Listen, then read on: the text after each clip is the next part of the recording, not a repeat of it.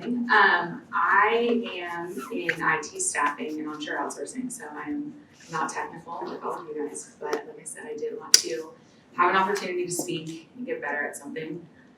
So I wanted to talk about career progression since I've had the pleasure of speaking with thousands of people about what they do, why they do it, where they want to do it, whatever, right? A million different things. So to start things off, I want to tell you a little bit about my short career that has actually been greater than I kind of thought it would be. I grew up in Northern California and I chose to move to Atlanta, Georgia out of college because I just wanted to go somewhere big and different. And that was January 2016. I took a job with this company, Optime. Really liked them, liked the mission, everything was super cool. Had no idea what IT was, didn't know anything about recruiting or staffing. I knew you got to talk to people all the time. It seemed a lot easier than like going door to door and selling things. I was a communications major, so there's like very limited options. And obviously, communications, kind of something I'm scared of. So I took this job, was really excited, got to learn a ton of stuff, and as soon as I got into it, I just realized like there were so many things that people like me that aren't technical, that like, don't understand like the back end of things, just that go on and they're outside like our purview, and it just happens that way, right? An example being the things like the credit card chip, right? It's just something that like we just moved to, whatever. It took like several years of like development and coding and then like implementing and testing and stuff, right? So that makes our lives easier, it makes us safer, or makes our money safer. And it's things that you don't really think about if you're not in this field. So after kind of starting up there, been a couple of months, and I'm sitting and talking to someone that I consider a mentor, and I just remember telling them I could never be in sales. Like it's just not me. Like salespeople are like super cheesy, like no one likes them. It's the worst. And you have to do tons of cold calls, and like everyone says no to you. I'm fragile, I can't handle that much rejection. That's the worst.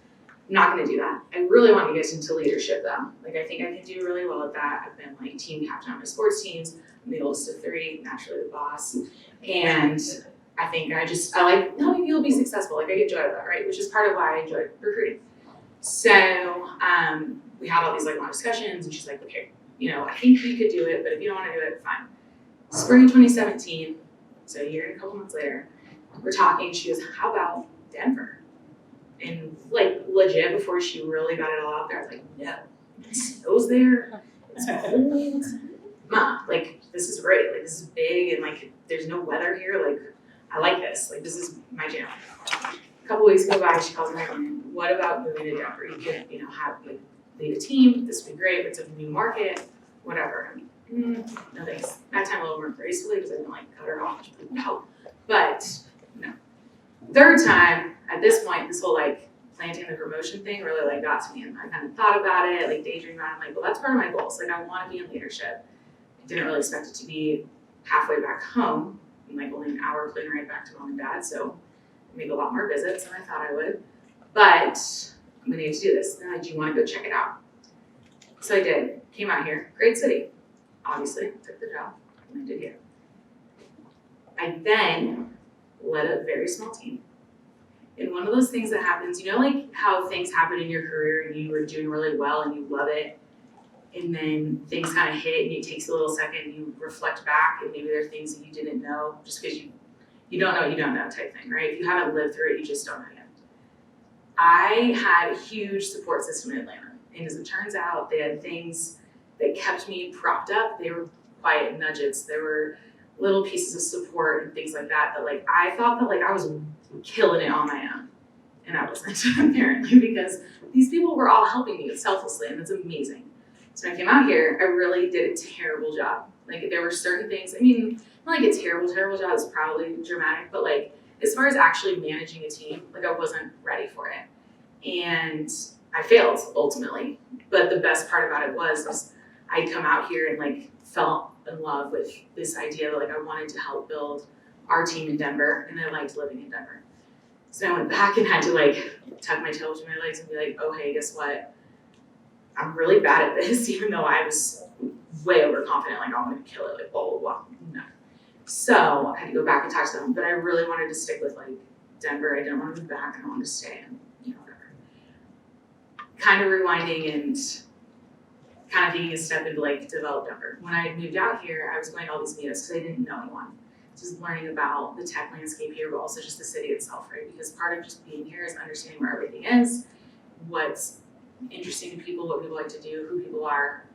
And I realized that, maybe still cheesy, I was able to sell to people like who I was and what Option was, not because I was like selling them like a thing, like Wolf of Wall Street, like selling this pen, but like because I would have these like conversations with people and say, hey, I'm Chelsea, yeah, I'm really excited, I just moved to Denver. And as it turns out, people really want to help you. Like whether it's because you're new to Denver, it's because you're new to what you're doing, or, you know, you just ask for it, right? Like people generally want to help one another because it feels good to like contribute to someone else's success.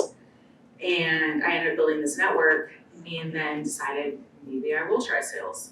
And I think that as I like look at different people that I speak to on a regular basis, right, and they talk about the things that they started off doing and where they're at now, and they're totally different, I felt like in this landscape, and specifically, you know, with what all y'all do in technology, it's so changing, right, that there's no way that you're not going to navigate some way or another, which is a really good thing, right? You're at this unique advantage where there's always going to be something new for you to do, something different for you to try out. There's always an opportunity to raise your hand, get involved in another project, whatever that looks like. I think the big thing is that sometimes we look at our careers as something that should be linear, right? Where it's climbing the ladder, it's getting upward, it's whatever, right? So this is now the scary part. So I preached all that at you. Now we get to read the real speech. So I think that career progressions are fluid rather than linear. And I think that that's a fair thing to say because you can't really predict what's going to fall into your lap. And how many people here work for a startup? Anyone? Cool. So like huge risk, huge reward. And there are a billion different ways that could go, right? Like, and part of it just being that like you could launch and be the next Facebook. You could also meet someone that could help you get into your next job or anywhere in between, right? So it's crazy that like smart startups are, I mean, they're super innovative, right? And it's, you have an idea, you have something you're passionate about, and you're putting all your eggs in one basket and you're going for it. And it's amazing. Not everyone gets to do that. If you're an accountant, there's not like an accountant startup group where it's like, yes, we're gonna do this. We're just gonna leave it all behind. Excel spreadsheets all day long. Fuck yeah. So, career progression. I wanted to talk about this specifically because have you all ever had like an argument with someone in the shower? Like, not like they're in, but like afterwards. Like you like replay it and you're like, oh, I should have said this. Like, no? Yes. Fine, I'm crazy, it's cool. Okay, so I met this gal, she's pretty successful. She's in technology specifically, but she's a consultant in the Big Four. And she's like climbed the ranks. And one of the things she talked about in this like leadership conversation we had is that how she walked in and she said, I know the guys are making $400K a year, and I want to make $400K a year. It's a lot. I feel like you probably don't have a social life or a personal life or anything after that because you're paying a lot of money. You can pay a lot of money, but cool. But when I talked to her afterwards, I'm like, what's like a piece of advice just generally? Like you've obviously like progressed, and at the time I was, you know, really like I want to just keep moving forward. And she said, always think about your career, like only do things that will help you get to where you're going 3 steps ahead in your career. And at the time I was like, wow, great, excellent, super sound advice, totally makes sense. And then I was like driving away, I was like thinking about it more, and I realized I don't know that I've ever made it to like the 3rd step in the plan, because every single time I've started getting somewhere, you know, a rock hits the windshield and we go this way. So as I thought about it, I felt like you miss opportunities to learn, right? If you stay so narrowly focused. I think that's a whole idea when you talk to people, and I guess when I talk to people, maybe you guys talk to people about this, they want to leave their job because they're feeling pigeonholed. They're stuck. They're not even that, just that they're not like growing even, because sometimes I think you don't feel like you're not growing until you look back and you're like, oh, I didn't get anything out of that. It's just, I'm doing the same thing every single day. And that's another thing is when I will talk to you about like this is what my client's doing, I don't know, like I feel like I'll get pigeonholed. It doesn't seem like I'll have enough, you know, of a purview. So when she said that, again, I thought that immediately, like, and I think that there is some valuable, sentiment to it, in that you should be really intentional in everything you do in your career, right? Because it does set you up for everything else you do in life. And unless you live to work, then, you want to make sure that your career brings you satisfaction and fulfillment, but also sets you up. I do think, though, that instead of saying that you should only do things that are going to get you 3 steps ahead, I think it should be more about, you should be really reflective and open to learning from the good, the bad, the ugly, and whenever anything falls into your lap, right? And an example being like, in your guys' face, when something like breaks or like comes down or it's on fire or whatever, and you're there and someone else isn't, you get pulled into a project. Maybe that's not what you do day to day, but it's an opportunity to learn something different or get your hands on something, right? And it's not even something that you necessarily thought you'd be into or whatever, or it could be, right? Like, or maybe it's about aligning yourself with people that they do what you want to do, and so you want to get there. And I think that when we talk about just being like super focused, we put ourselves in positions where instead of taking an opportunity to go like at just a natural kind of trajectory, I'm focused on getting up, right? The other thing being, I will tell you that, yes, there were definitely like things just I wasn't good at about being management, but after doing it, I was like, wow, this is like way less fun than I thought it would be. Like, I thought like it was super cool, like your team captain, whatever. I didn't like it. And there's nothing wrong with that. And I actually just talked to someone yesterday who's like, I was a freelancer, I loved it. I just didn't like having to do the business development anymore. And there's nothing wrong with that, right? Like, you should do things that make you happy and that you get fulfillment out of, because at the end of the day, you only go through this once, unless you're special. So I think being proactive and setting goals and milestones, and just my tech knowledge, taking an agile approach to your career progression, right? I think instead of waiting till you get somewhere to look back and be like, oh, okay, kind of examine it, as you're going through things, set goals, like mini goals, right, milestones, and at those points, decide if this is what you want to be doing. Are you good at it? Is there things that you need to work on, whatever that is, right? So that you can take the opportunity to build or maybe correct your weaknesses, right? Before you get to the end game and you're like, oh wait, it's like, I really gotta like hone in on this now. Or maybe it's taking, a roundabout path to get to where you wanna go. You wanna avoid something. I think that that's totally fine. And I think that it's fair that we evaluate our goals as we go through this too, right? So I think, again, going back to, you're at a unique advantage being in an industry that's changing all the time. I think it's also fair that like your goals and where you want to end up someday change. Like, I don't think that it's really set on, just I have to get to here and committing to it. I think something that happens to people a lot is they're told that their success, right, is part of sticking with it. They're ambitious and they can't quit. And there's a really big difference between pivoting and quitting. And just because you speak something out, right, or you put it out into the universe doesn't mean that you are contractually bound to that for the rest of your life. When it comes to opportunities, right, that come in that are expected or unexpected, there are some questions I think are worth using to help you reflect. And so these I'm going to read off to you. Is this in line with my current goals, or as I'm deciding how I'd like to see my career progress, is this something that could help me get a better understanding of what I'm looking for?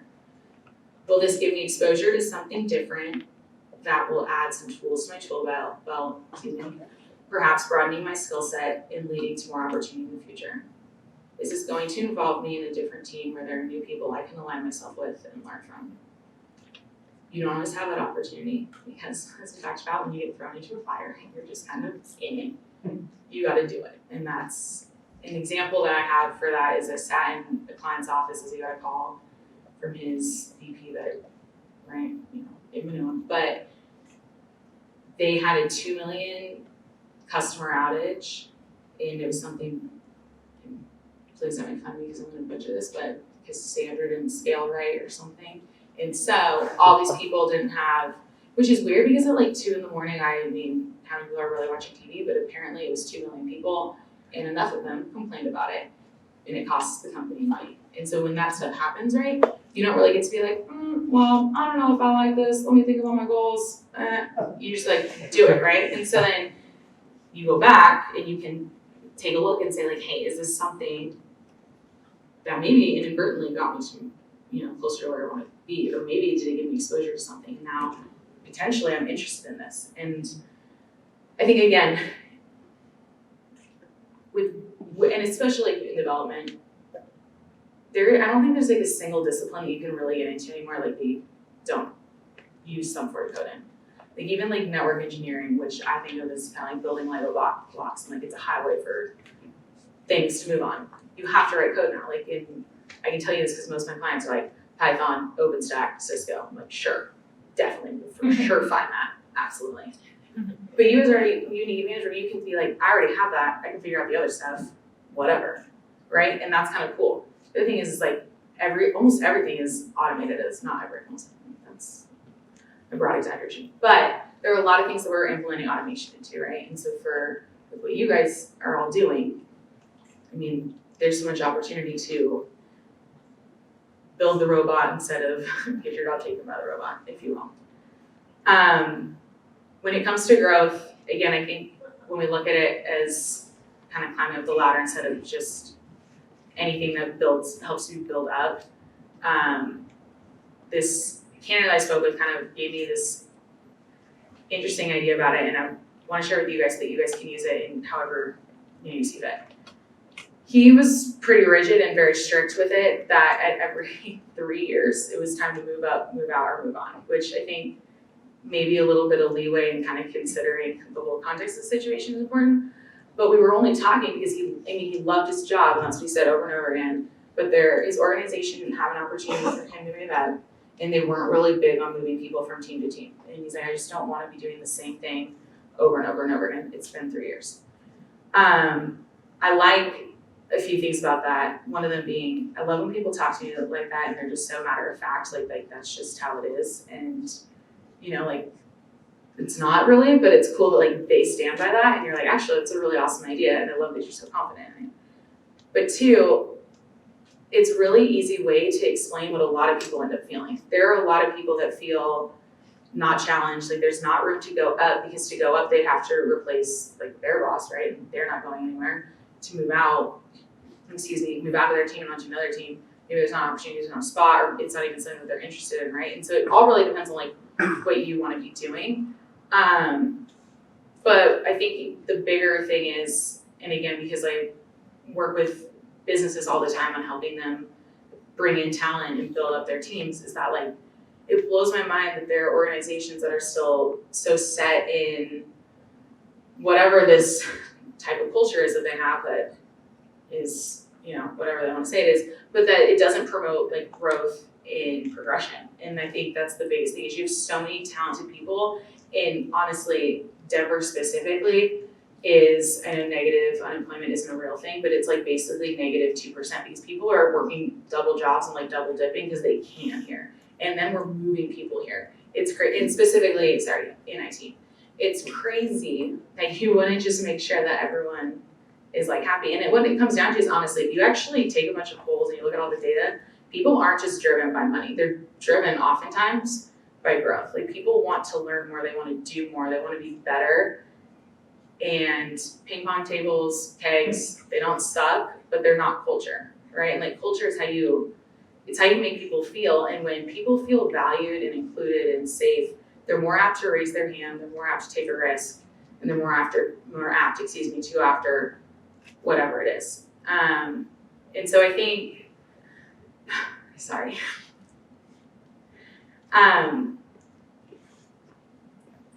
think that the biggest thing to consider is in our own careers, right?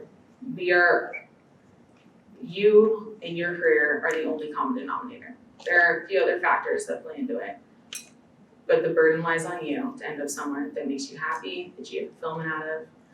And if you are someone that is driven by growth and learning and something new, and however you want to define that, right? Whether that's up, whether that's to the side, whether it's kind of at a diagonal, whether it's roundabout, I think that the biggest thing that you can do is be really deliberate in the choices that you make and take the time to like kind of look back, reflect, learn.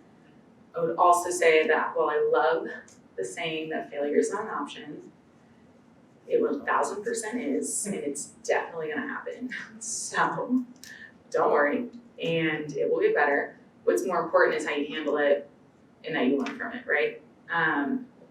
The thing I'll kind of leave you with before we kind of like go into questions is going back to kind of my career and where I'm at, and obviously like not being afraid to like parachute into nowhere. My like first week out, our COO was talking to us and said, the most important thing is that you always do the right thing.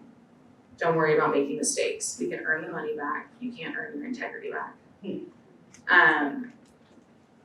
I don't know if you all remember being 23, but your first year out of college is scary. And also, I wasn't really sure what it takes to fire someone, and I was definitely like always, oh my God, I'm getting fired. 3 minutes later, I'm getting fired. But hearing someone say that gave me this security blanket that like, it's okay to mess up, right? As long as my intentions are in the right. So I think if you don't feel like you work for a company or an organization that gives you that safety net or values you in the way that you can mess up, because just honestly, statistically, right? You're gonna take risks, that's why they're called risks. And some of them aren't gonna work out. And so if you don't feel like you work somewhere where you can take those leaps and those risks, I would say to either be a part of that culture change, right? And I think taking the approach that culture is how you treat people every day. It's not just like what your company puts on like their culture page online. It's how you interact with people, because you can change your team culture from even the culture of the organization. Or move on. So with that, thank you all for being part of my growth and my talk. But I do want to talk to you guys just because I think a lot of people here are people that are either have gone through career changes or going through career changes, and so I'd love to either hear your insight or answer any questions that you guys have.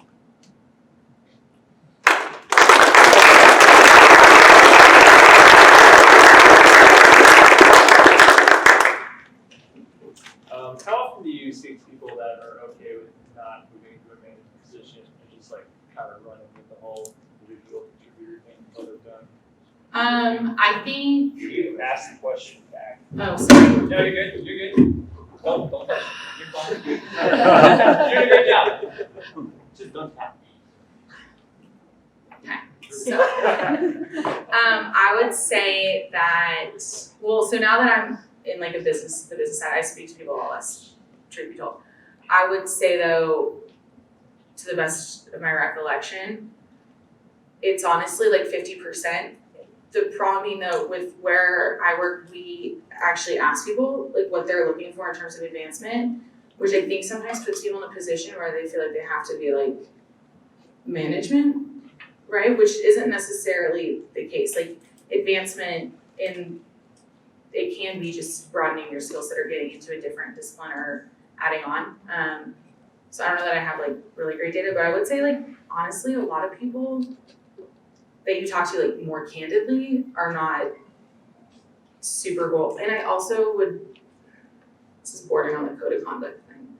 Generationally, I'd say you have more people that are more senior, that are more interested in driving towards management, whereas I think people that are kind of newer to the market, mid-level, are more passionate about the actual delivery, the products, and stuff like that themselves.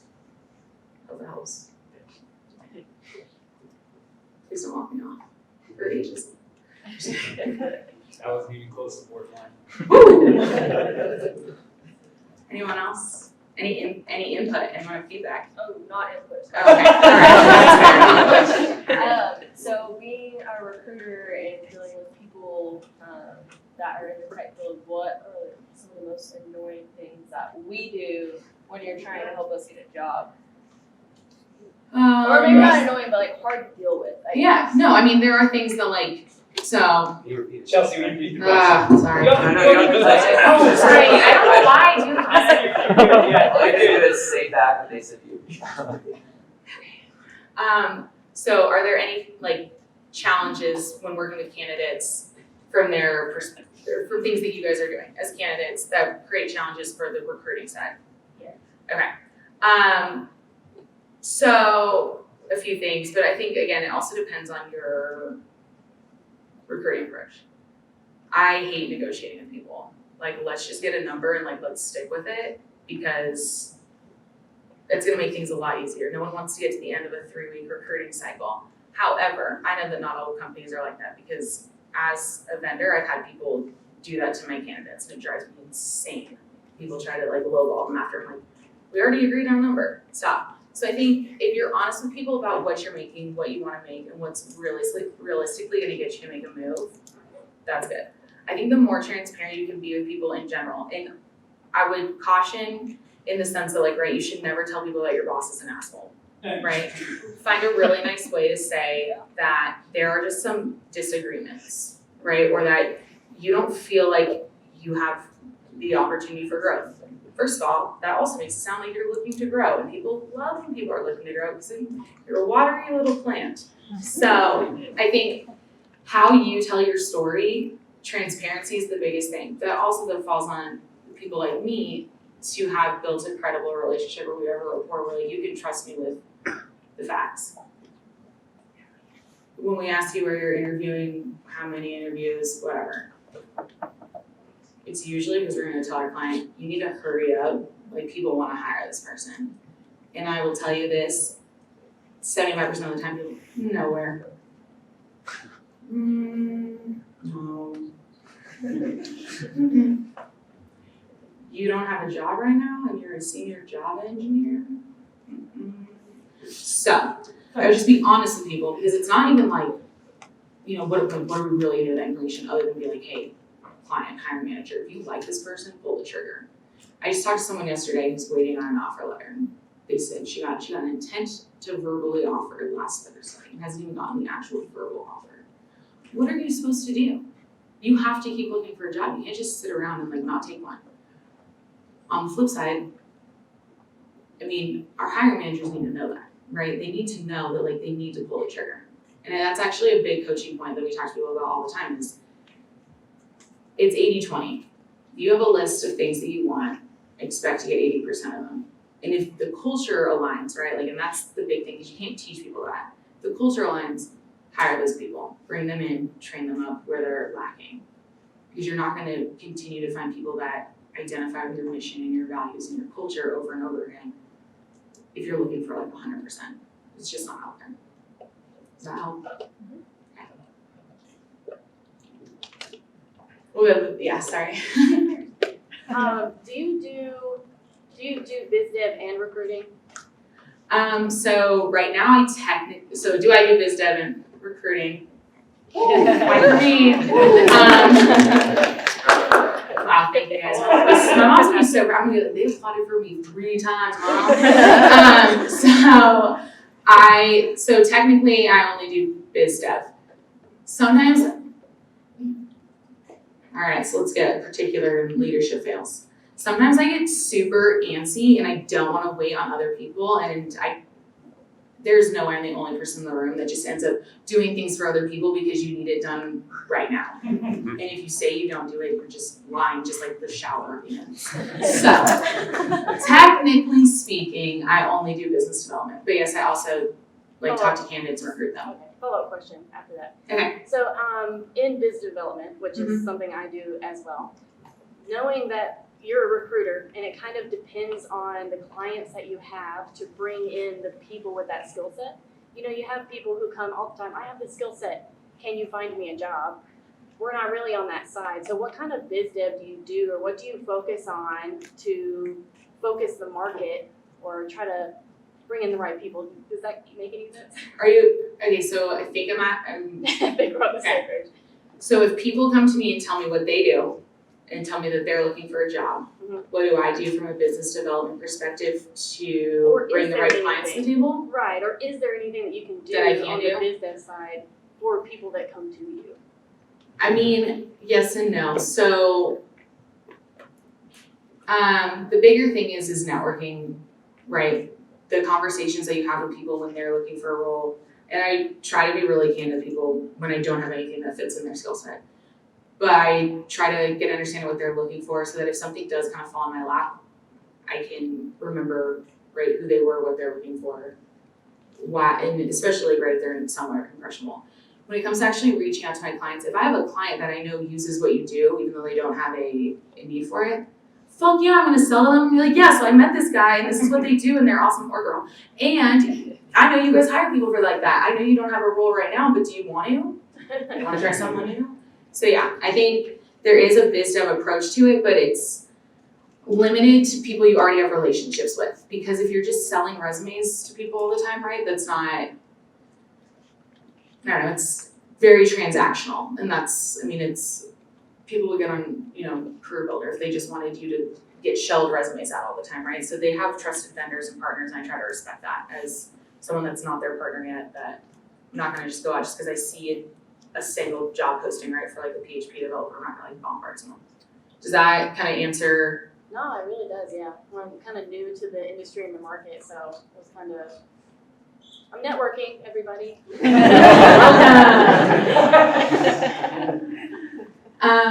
Yes. I don't have so much of a question as just I wanted to say I really appreciate your anecdote about the shower argument and rejecting that notion of being 3 steps ahead. I think it's really important that people recognize that not everyone knows what they want to be when they grow up, when they first enter the job market. And so being able to explore different directions that you can grow into is super valuable. Something that I did transitioning from art to design to development, and it's a possibility for everybody. Yeah, I totally agree. Thank you for that. Yeah. So I showed up late, so if you already answered this, and I'll watch the slide later. Oh my God, please don't. So the question is, like, everybody wants to know, what do I need to work on when I'm interviewing or when I'm talking to a recruiter, whatever the case may be. Instead of asking that, is there a quality where no matter what candidate you see it in, you're like, I want this person for us? Like, is there a golden quality that people can enhance on to always increase their chance of getting the job? Okay, what's the consistent candidate must, I just realized I forgot to re-ask that one, sorry. What's the consistent candidate must have, is what you're saying? Yes. Doesn't matter what we're really looking for, Exactly. what sparks our What's every the quality where you're like, hell yeah, that person. So on paper, absolutely nothing, like there's no way, right? But when you talk to people, I think, going back to when I was saying networking and something, like people wanna help you, people do wanna help you. People wanna help you though when they're bought into you, right? Like when they think you actually give a shit, that you're actually here for like the right reasons, that you're a genuine person. So when you're super passionate about what you do, people love that, right? And I think no matter in what discipline, right? If you're super passionate about something, you're gonna give it your all. And so from the business development perspective, people that give it their all make my clients really, really happy. From the recruiting perspective, candidates that get the opportunity to go in there and just kick ass are really, really happy. And I think that's the kind of win-win, is you wanna align people. And it's gotta be, I think, more about, for you when you're talking to recruiters or ADs, what do I do? I think it's ask a lot of questions up front and try to get what you can. Obviously, we're told to ask you a lot of questions, and it's a fun little game we can play. But the more you learn about what they're looking for, you can make an actual decision if that's what you actually want to do. No problem in that. 2, how to answer the questions when they're like, so, tell me about a time when you did this. And you're like, well, you said that this was a problem. Let me tell you how I solved this problem. That's going to definitely set you ahead as well. Help? Yeah. Okay. So like right now, I'm working on a completely new application for the company I'm working for. But I've noticed that like, as we go on, all the requirements and architecture is being created by the business. It's not being created by developers at all. So like, how do I like jump in there and like make recommendations, not so much as to pertaining to the what, but the how? Right. I know it's needed, but I don't know how to like go about it. Who do you like mention that to? So our question was about when business is deciding the technical decisions behind a new app, Yeah. and specifically for them, a new application for the business. One, tactfully and gracefully, which is a learned skill, not, yeah, I don't really have it yet, but I know people that do. I think so for me, it's something that was valuable to me and my whole, throughout my career has been when people ask me questions and it leads me to an answer, it feels more valuable because I feel resourceful. But we also all know that certain people, really old leadership people, like to come up with things themselves and don't like to be told what to do. So if you are asking them questions and it's, hey, we already have this all done this way, we already pay people this to do this, and do you know if we have the budget to bring in people to do this? If I speak candidly, sometimes it makes me feel kind of stupid.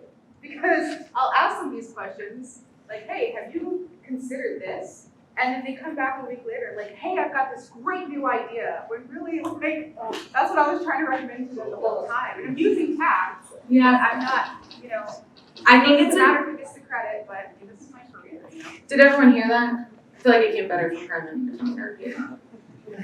She said sometimes it makes her feel stupid because people come back and they're like, yeah, I have this great idea. And it was right what she was going for. I think it's the fine line, right? Because,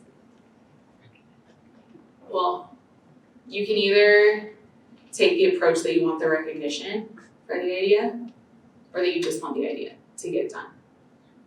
Which, being humble is the worst. Like, it really is. Like, right, like, being humble is not what pays your rent. But, and this is not advice to lie,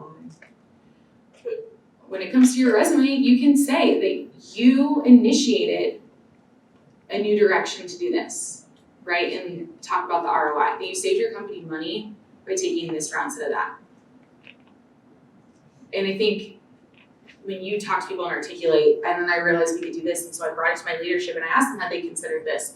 You don't have to go into like every step and what got missed over. But if you want to use it to help build your own career progression, unfortunately that I don't have any like real advice on like how to like give you the feel goods other than you can just be like secretly like, I was right, I knew it. No, that helps a lot. I hadn't considered that. Thank you. Yeah. Mine's kind of a complicated question, and it's Oh, if goody. you get the analogies I'm trying to explain with Alright. it.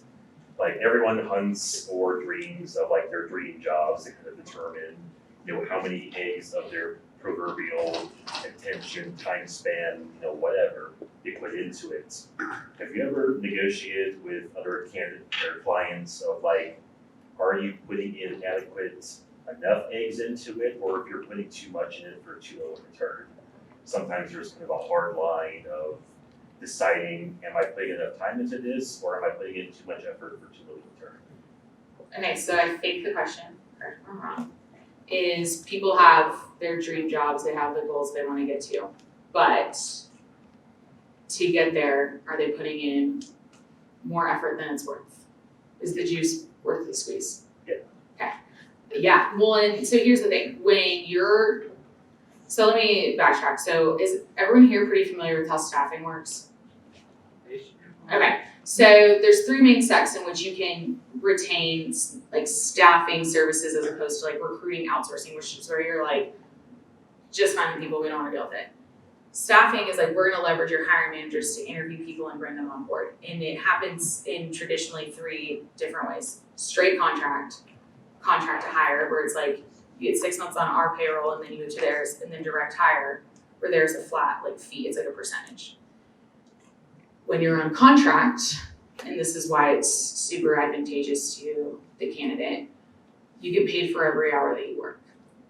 You also get a very inside look at what actually goes in every week. Is it 60 hours a week? Is it 40? It's 45, right? And I don't know if you work 40 hours a week, you go. I don't know anyone else only working 40 hours a week, but 45 is like pretty standard, I'd say, right? So when you're talking about putting in a ton of effort to get something done, right? So that's part of it, right? When I'm negotiating, I can't really negotiate on like, hey, my candidate wants to get here, so like, can you make sure that their progression looks like this? But I can set you up with what I know about the culture and everything else to say like, this is what goes on there. Whether, if that's what you're into. And I'll give you a really good example. There's a company called Pfizer. Is anyone familiar with them? Not the pharmaceuticals, but financial. Okay, so financial company in Atlanta, and when we started working with them, they had like super shitty Glassdoor ratings. And that's the thing, I mean, people pay attention to that. Fortunately, salespeople trash them when they're bratty and don't make it after a month. It's unfortunate, but it happens a lot, like right where people's Glassdoor is like a 2. And it's not really because the company is shitty, it's just whatever. But they're super fast paced and everyone works a shit ton there. And so when you call candidates, you just tell them that. You're gonna have to work a ton. In Colorado, this would never fly. Like, I can't even, there are no cars in the parking lot on Fridays. Where's everyone at? So, it's very different. But when you just tell people that, you just are honest, right? So instead of like, I think you were asking about like negotiating with my client. Instead of negotiating with the client, I just tell the candidate like, this is how it is, right? Does that make sense? Were you talking about like short-term time span, or were you talking about like, I want to get this done and this is how long I want it to take me? Not really. I mean, I kind of maybe even left out some detail. Like, I'm creating my own work for my own portfolio, but it's themed in their company's name and their image, basically. Like, I'm trying to show them that you need to hire me. They need to hire me now for my price doubles or triples, basically. Okay, so Which may even be outside of your scope. Sorry, so he said he's building a portfolio of work under their name, but you're not actually like an employee of the company. So like an independent contractor and not like a full 40 hours a week, like. Not even that. I'm not even getting, like, this is work to get done in my portfolio to show even other companies. Like capstone project-esque? Beyond that. Okay. I don't know. That's, so another thing going back to like staffing, right, is like people, like, so the client pays for support, not the candidate, right? And so, and this is the challenge that happens, I mean, I speak to a lot of people that are coming out of different boot camps and stuff like that, is that a lot of companies aren't paying that premium for like just entry level, but like entry level specifically. But moreover, like Denver is very unique in that it's very startup heavy, or Denver, Boulder, Metro, right? And that's startup heavy. And when you have barely enough money to start up, you're definitely not paying people to hire talent. So I think your question is probably unique in that that's not something that I would really encounter, so I can't give you like great advice. I would say though that like general negotiation, just the door is open for anyone. So keep interviewing, keep going out after places, do what you need to do. I wouldn't really like, you don't want to be the person that like, not like threatens, it's like super aggressive, but that says like, I'm leaving if, right? And there's a ton of studies that show that it makes you a target moving forward. People don't think that you're loyal and that you're gonna stay with them, right? And it gives them concerns. So if you're even walking in the door and you're like, if I don't get this, or if you don't hire me now, no. It just, I'm not saying that, I'm just trying to provide proof of concept, image, execution, and a deliverable, a theoretical deliverable of things I have no idea that are actually in the works or not. I mean, I feel like that's more contractual. That sounds like a statement of work. Writing out a deliverable. if nothing ever happens with them, this is a part of my portfolio based upon the theme of what they did. And to give maybe a little bit of depth about what I'm targeting, imagine entertainment companies like Disney, things like that. Yeah, I think it is outside my scope. Sorry, sorry. I wish there was more help. Like I'm trying to play like 3D chess basically with this company that I'm targeting basically. Because I have a rough idea of where they're going and exactly how to scale with them when they get there. I don't think you should have to work that hard for it. If they don't want you, like, go to somebody who's like, we really appreciate what you're doing. That's right. I like I know a guy who got a job, like whole proof concept, marketing idea. Yeah, or just like, I don't even like, has anyone ever had a job created for them based upon what they did if it wasn't? Yeah, that's, so yes, if anyone's ever had a job created for them, and absolutely. It depends though, right, on the organization, how big they are and what they can afford. In my experience, it was like a Fortune 100 that created something, and they pulled together funding from 3 different teams to pay for this person. Okay. Yeah, this company did it. There you go, harass him. Cool. Thank you so much. Thank you.